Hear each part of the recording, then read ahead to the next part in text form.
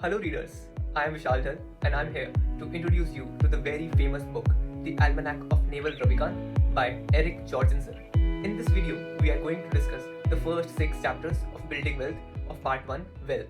The author has attempted to write this book in honor of the great entrepreneur, Naval Ravikant, who is the co-founder of AngelList and has invested in huge initiatives like Uber and Twitter. According to the author, Naval is one of the wisest people he can go to for advice and make excellent choices in every aspect of life, from family to work. He is a thinker who is futuristic and dynamic. Most importantly, he is a positive human and laughs a lot. In a world where businessmen are always stressed out and worried, Naval is a leading example of success and happiness together. He manages to be a top angel investor for potential companies and also leads a balanced and peaceful lifestyle. Through this book, the author has tried to preserve all the knowledge and wisdom Naval has shared through his tweets, podcasts, and interviews.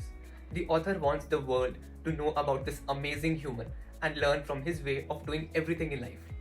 Are you excited already? So am I. So let us first know about Naval's background. Naval Ravikant was brought up in a single parent household where his mother raised him and his brother while also working.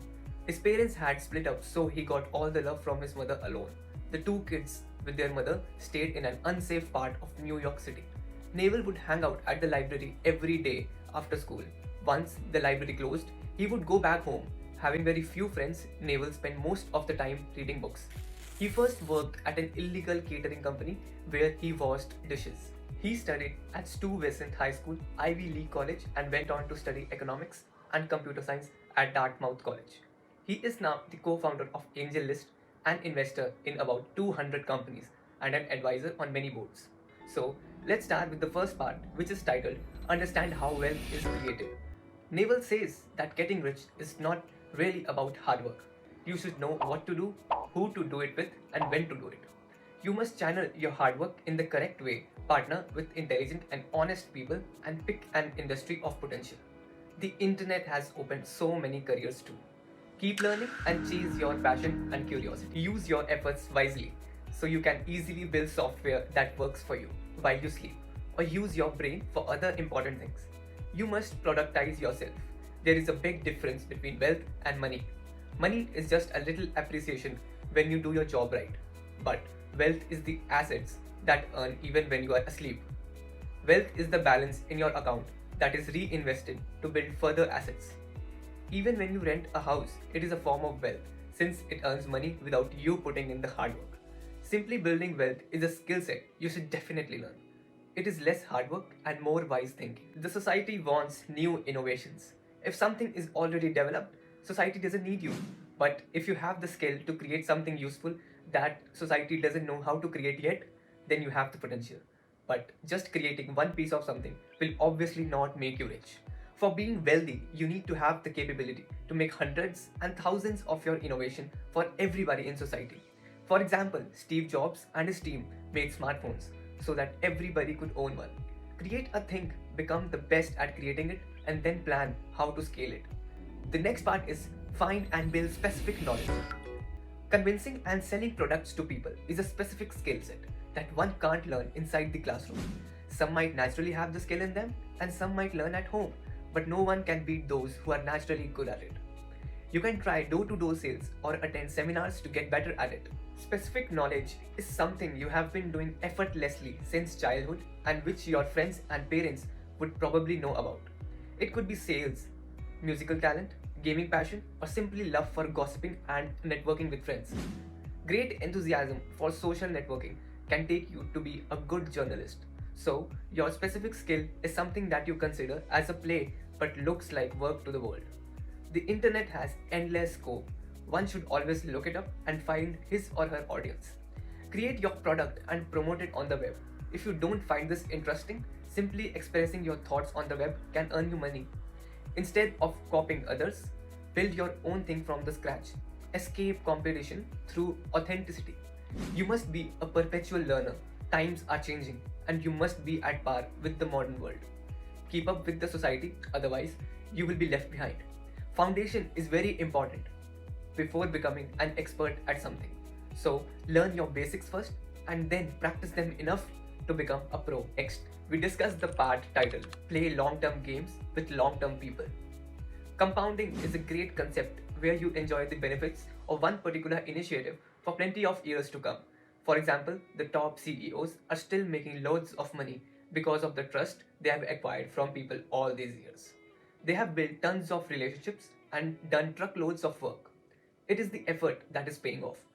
They stuck to the same company for a lot of time and are thus considered high integrity people. The same goes for reputation as well. If you build a reputation for once and keep doing things that add to it, you will enjoy the benefits in the long term. You work with somebody for many years because you trust them. Once you find what you want to do and who you want to do it with, invest in it. It should obviously be the right thing to do and the right kind of people to do it with. Such investments pay well. 99% of the things you do in your life don't give you returns. Only 1% is useful. For example, the theory you read in school doesn't apply much in the practical world.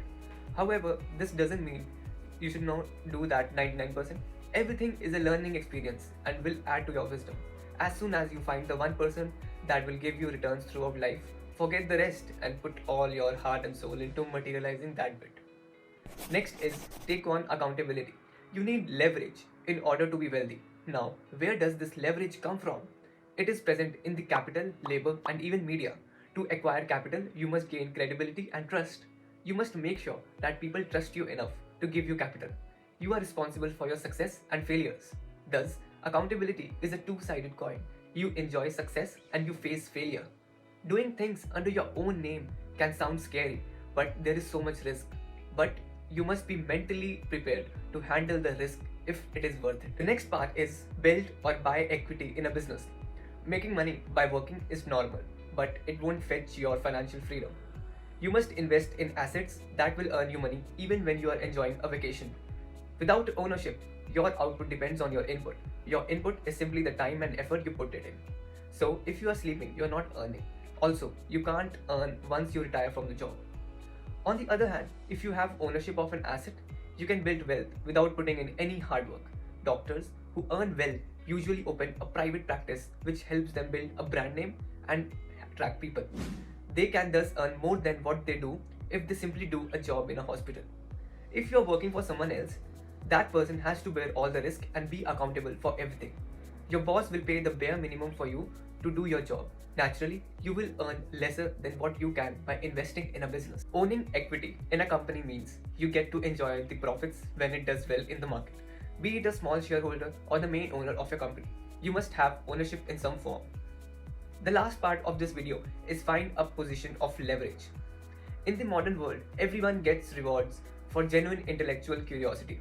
If you are curious about something, don't just sit back and wait for someone else to crack it. Keep chasing it till you are able to decode it. If your hobbies lie somewhere around your curiosity, it is even better. Don't think of work like work. Treat it like fun and do it for its own sake. Worry less and don't take stress thinking about the future. Instead, live the present and enjoy what you are doing. When you work without bothering about it and treat it like passion, your quality of work is likely to increase. One form of leverage is labor, where people work for you, but this requires a lot of leadership skills and can give you huge stress. Money is a good form of leverage. It means managing capital and enjoying its benefits. The final form of leverage is a product with no marginal cost of replication. This basically means innovating a product that billions of people can use without any extra cost. For example, the news broadcast on TV can be seen by people all over the world. Writing books and conducting podcasts are other great ideas to become wealthy, as you don't have to take permission from others before doing it. Only building a product is not enough. You should know how to convince people to buy and try it. A lot of other aspects come under sales, like communication, marketing, public relations, and more. But keep in mind to be ethical in business. Never do anything that might land you inside jail. Keep working with honesty and you will see the results. All the best.